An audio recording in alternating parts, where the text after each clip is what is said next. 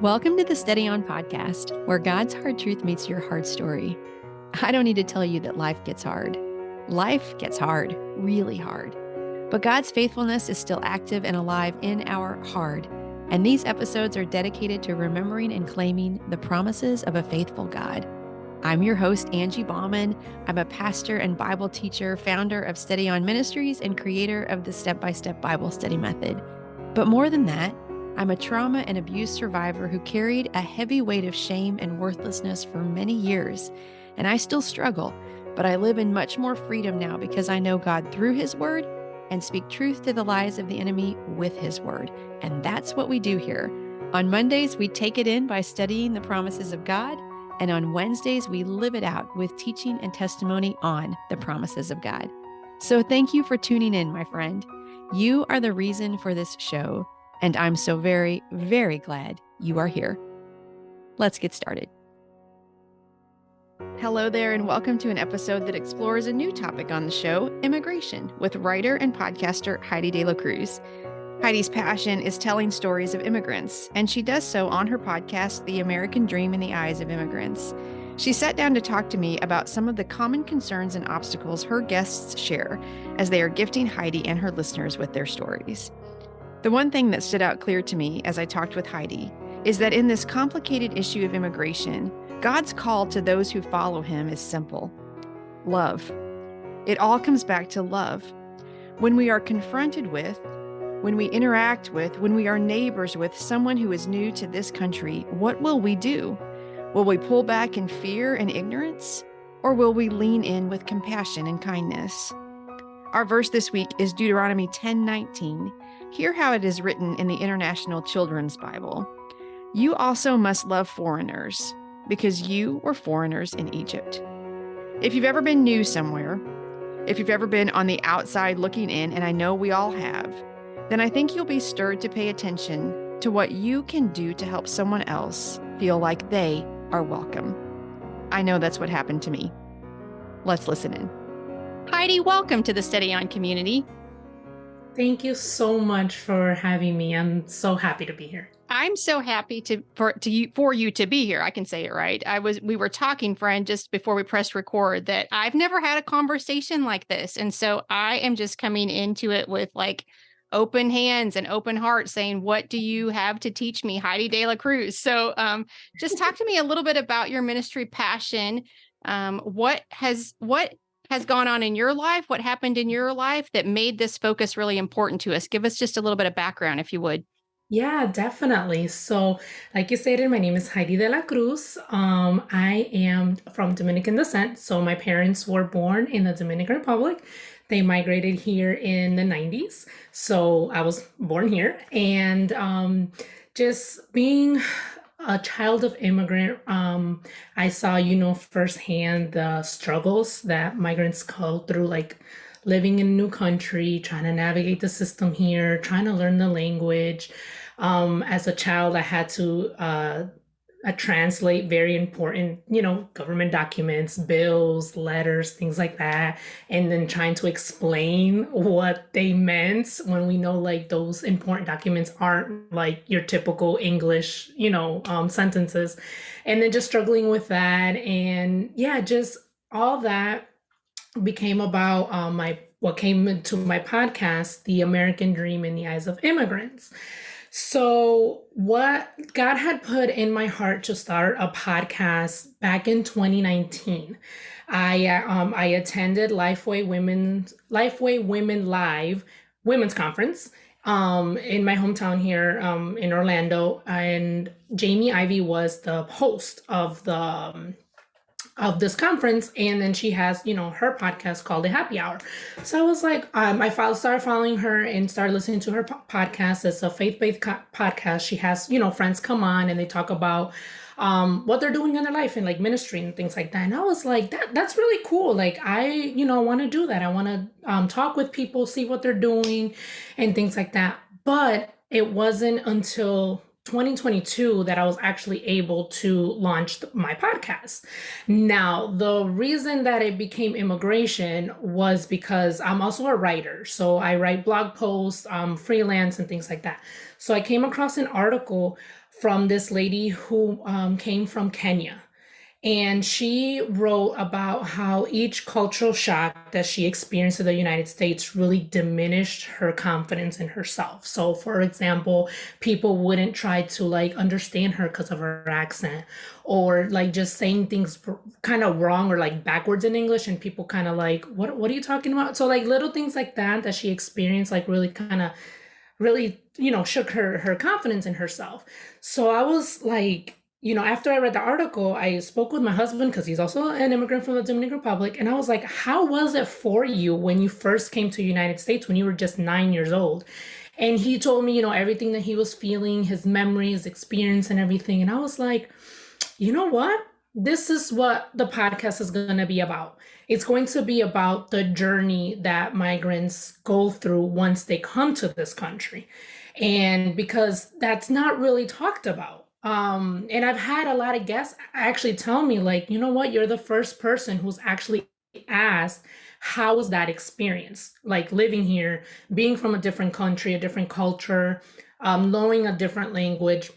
So I was like, yeah, that's not really talked about. And I also, so the mission with the podcast is to change the narrative of immigration to a more compassionate and empathetic way. So I say like a Jesus approach. We know Jesus was very compassionate. He was very empathetic, very forgiving. And so like that's the approach that I come with this podcast. And I also want to provide a safe space for migrants to share their story, which again, a lot of my guests have thanked me, like, thank you for this space, for giving us a voice and making us feel comfortable too. Because immigration can get very, nasty. It can get very messy and things like that. And that's not what I'm trying to do. I'm just trying, to just share their story, that part of their story, right? And so that's how I came about it. That's what God put in my heart. I'm very passionate about this, obviously, because, it affected me, my family, saw it, dealt with it firsthand. It has affected, a lot of my friends. So that is my ministry, what I do currently, and how God brought this to my life right now.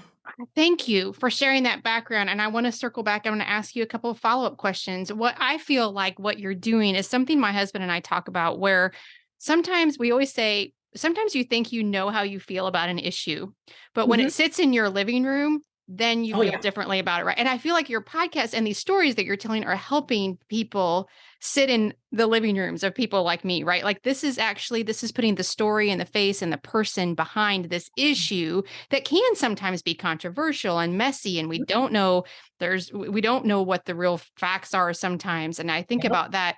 I have a very dear friend who moved in across the street. They don't live there anymore, but for about 6 or 7 years, they lived there, and we live in a university town, actually. And so we have international students that come here. Her family was from Saudi Arabia. She came here 9 months pregnant, not speaking a word of English, and she moved in across the street.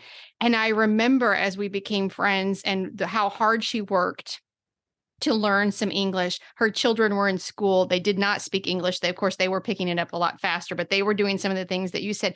But how she was treated because she dressed differently, and because she didn't speak. And it pained me so much because it gave me maybe not a front row seat, but it gave me a close seat to what it is like when, how very brave. And I love her. And I just think, I think so much of her and other people that I don't know their faces or stories, but I do, because I know her, I feel like I know a little bit more of some of the trial, I guess, of it. So I'm going to ask you this question. What are some of the common things that you hear, like common themes that you hear from your stories that really are individual, of course, but some of the things that you're like, this is what people are dealing with in these situations? Yeah, no, thank you for that question, because there is a lot of common answers. Not even like, it doesn't even matter what country they come from. Like there's a lot of common answers that I have heard. A lot of it comes like when they come as kids, right? They do pick up the language easier, but a lot of times, they do get made fun of at school because they don't know the language, right? One common thing that does happen with the kids when they come that little is incidents with bathrooms, right? Either because they don't know how to say bathroom. So like either they don't know like where to go or how to do it, or they don't understand like they need to ask before they go. So I've had like a guest say like, I just went to the bathroom and I got in trouble, like not knowing. And there was another guest that, she was going to the boys' bathroom, didn't understand the signs.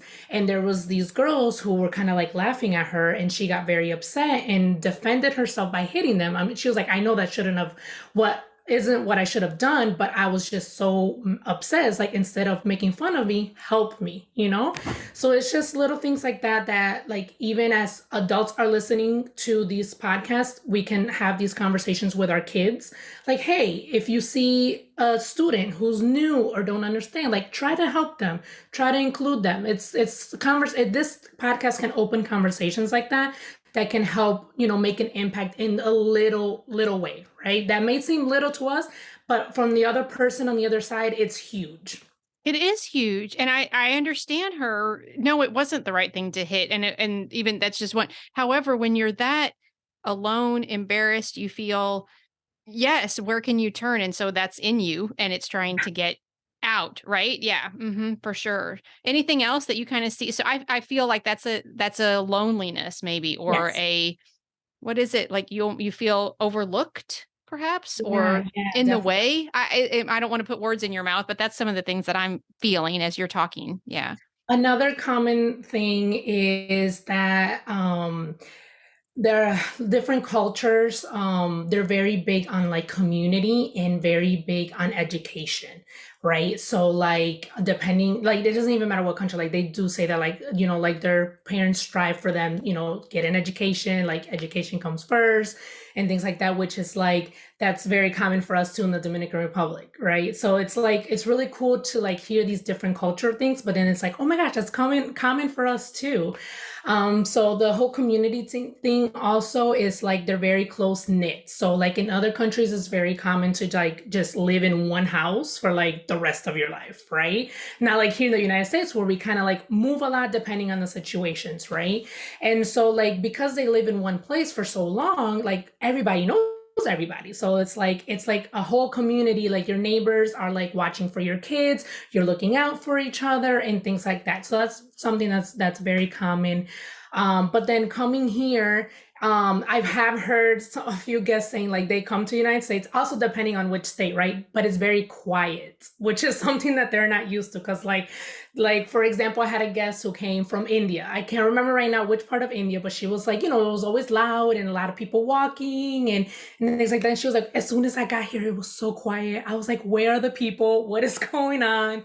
So that was another thing. But just listening to all these stories really have brought me to really understand like we are more alike than what we are different, no matter which country they come from. Because it's like you said, like I really appreciated that question, like what are the similarities? Because it has come up. So just listening to all these stories, I'm like, wow, we are more alike than what we are different. But it just comes down to seeing everybody as a child of God, like how we are.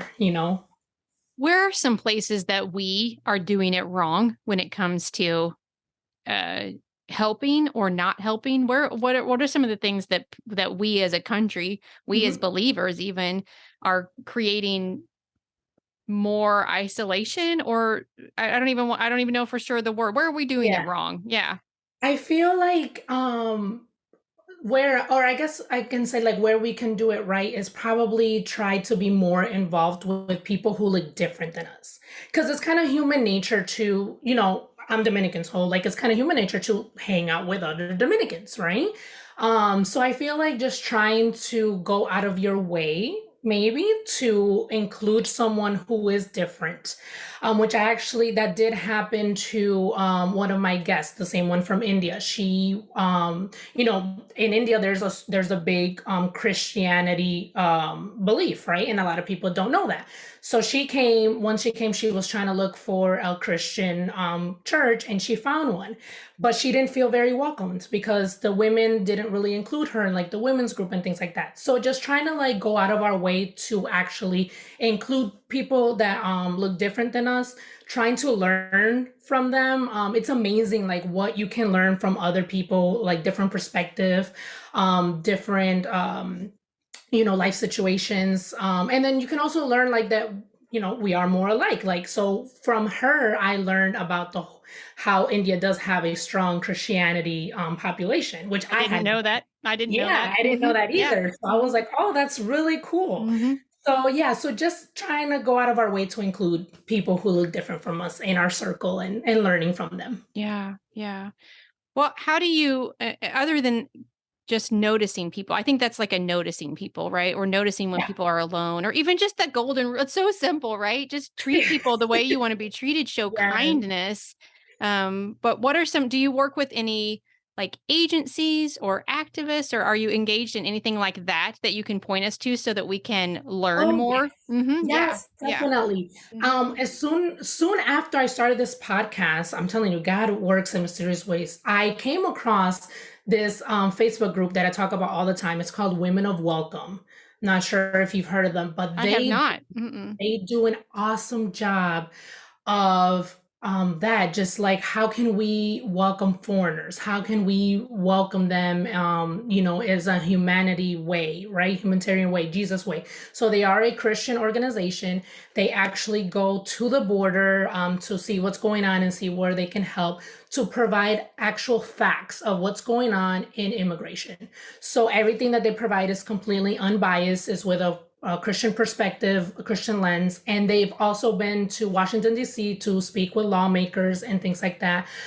Just because we understand that the immigration system here is flawed and it needs help and it needs reforms and everything, but we just need to come to a common ground as to how we can make this a more humanitarian system, right? A more welcoming, loving system. So that group is very, very very, very good. It's called Women of Welcome. I am going to interview the director of it. Her name is Bree. So I'm really excited about that, to share more information about them.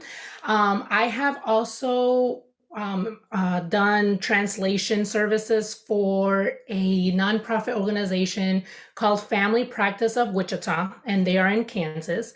And I actually got this opportunity from Women of Welcome, and it was because there was a lot of migrants from Venezuela going to Kansas, right? And it's because the standard of living or the cost of living is, a little bit more affordable there. And so he was needing translating services for documents, and then also to provide interviews for those families. So I was doing that, just volunteering, with those interviews and things like that. So there's a lot of nonprofit organizations that do help with different resources and things like that for migrants. So people can definitely check in their hometown to see what is available out there. Check to see if any of your churches, like to see if like they do donate like any clothes or anything for people that come. Because a lot of time when they come, they just come with the clothes that's on their back. Like that's just how they get here. So definitely check out nonprofit organizations. Definitely check out Women of Welcome, and that's how we can get involved. Yeah. Thank you for recommending a couple of places. Cause I think sometimes we're like, I just don't even know. I don't know how to find out what's really going on. There's a lot of buzz, but I don't know what's true. I don't know how to find a place that I could actually learn and feel good about getting involved. So thank you for giving us a couple of resources. So I want to talk to you about what the Bible says about immigration. Like what I know our verse this week is Deuteronomy 10:19, which in the NIV says, "And you are to love those who are foreigners, for you yourselves were foreigners in Egypt." And so I know that's an important verse to you, kind of one of your anchor verses. So what does that verse mean to you? Oh man, it means a lot to me because, if you've read the Bible, you know how God took the people to the promised land and how they were treated and everything. So it's just remember that at the end of the day, we're all children of God, right? And we're all brothers and sisters, and we're all human. If we can just be more compassionate and just try to be a little bit more understanding and a little more open-minded, it can go a long way. Um, this again, like I said, the system is not perfect, but why are we trying to make it harder on them? Right? Like they're already going through such struggles, made such a hard decision to leave their country, leave their culture, leave their family. So yeah, so just like you said earlier, like the golden rule, just treat people how you want to be treated. Just trying to put yourself in their shoes And so that's why that Bible verse is so close to my heart. Mm-hmm. What would you say? I'm putting you on the spot just a little bit, but what would you say? There's a lot of people that their parents immigrated Yeah. here, that were born here, but they're, that their parents went through that and they haven't felt this passion to try to educate people the way that you do. Is there Mhm. something that you can pinpoint in your own life or in your own experience that you're like, okay, this is just really why I'm going to spend my time trying to do this? Luckily for me, this is what God has called me to do. I just felt, very passionate about it, very strong about it, just because I do like to educate myself on what's going on. And then just like, well, that, like, I know for a fact that's not true. That's not true. And it's like, okay, here's what's actually going on, guys. Do you think, again, I'm putting you on the spot. Do you think that when people are here and they're like first here or, been here a little while, is Mhm. the greater obstacle sort of like that government, those letters, those forms, those things that you're talking about, like it assimilating, or is the greater obstacle or pain point the rejection from people who are already here? You know what I Ooh, mean? Like that, yeah. because it seems like for me, I'm an outsider of this, but I just like with my friend that I was talking about that lived across the street, I kind of saw those as like the two main things. Like there's all this. I mean, because Yes. sometimes she would come over and with school forms, like emergency contact forms, those kind of things, and Yeah. we would sit together because she didn't understand that. And Yeah. like every year trying to get, because I was on those emergency forms and trying to get, she had 7 children and all in different schools around here because we like have feeder schools and trying to understand when the bus was coming for all of her kids and all Oh, the, like those kind of things were really hard for her. But then also there was this like just disregard for her sometimes from other yeah. people because she was, and I'm like, both seem really hard. I don't know. Is there a harder or is there one that you feel like is the bigger obstacle? Or are there other things that I'm not thinking about? That's just kind of things that I see. I think they kind of go hand in hand because it's like Okay. they're trying to navigate, the system here. Like you said, like how does this, like where do I put my kids to school? Like, and that's what I saw too when I was translating for those families. Like the guy had to explain like what was the next step. And like I had to explain to them like, okay, you got an apartment, but with the apartment, like you have to pay utilities, you have to pay the water, you have to pay and they're like, what? Like, like And all then this they and then they get in trouble for not doing it when they really don't understand to Oh do it. I no. don't mean they, but I just see this, right? And I'm like, oh my goodness, that has to be so defeating. Where you're Yes. like, I didn't mean to do it wrong. I don't know Mhm. how to do it right. Yeah, Yeah, yeah. yeah. So it Hmm. was, it was a shock. It was like, wait, all this doesn't come included in the rent. Like there's all these separate, bills and yeah. So again, I think it definitely goes hand in hand because obviously everything is in English unless you get the Spanish version of things. And what if they don't speak Spanish? Like Right. that's just assuming that There all wasn't my a lot of things in Arabic for my friend, Yeah, right? Yeah, that's yeah, exactly. So they definitely go hand in hand, and I'm sure that like trying to navigate everything and then not having somebody to help you is just like it's like I feel like you're probably just running around in circles or yeah, like feel blocked, like, yeah, like how yeah, do I do this? So I yeah. definitely think they go hand in hand. Yeah. And so again, I just, go back to that, this like scripture and this like golden rule. Like, where does somebody just need a hand? It doesn't mean they need, your full time commitment to help them through everything, but where Yeah. can we offer, a hand, a hand up, a hand back, whatever. Yeah. To just help people be able to move forward. I know one of the things my friend would say, she lamented over the fact that like her younger children, they were learning English in school and they could speak because they were born here or, very small when they came, and they could speak their native language because they spoke it at home all the time. But to actually write it well or to learn like we would learn English in school year after year after year, they weren't learning how to write and like master their native Oh yes. language. And that was a real grief for her because she was like, they know how to speak it and they can understand it, but they can't write it or they can't write it very well. And not being like an Arabic teacher to like teach Mhm. that, like I wouldn't want to try to teach sentence diagramming to my children, Yeah. even though that's my language, but I don't know how to like teach it. And she lamented that. And so I think there's something I never thought of that before, but of Yeah. course I'm sure lots of mothers and grandmothers see that sort of like something from their culture or from their family that's been very important to them slowly sort of like going away through the family as they become more and more American, I guess. Yes. Yeah. Yeah. And That's so So that just brought two thoughts into mind. One Yeah, is like the guests who have learned English in their native language or in the native country, once they come here, they realize the English that we learned is completely different.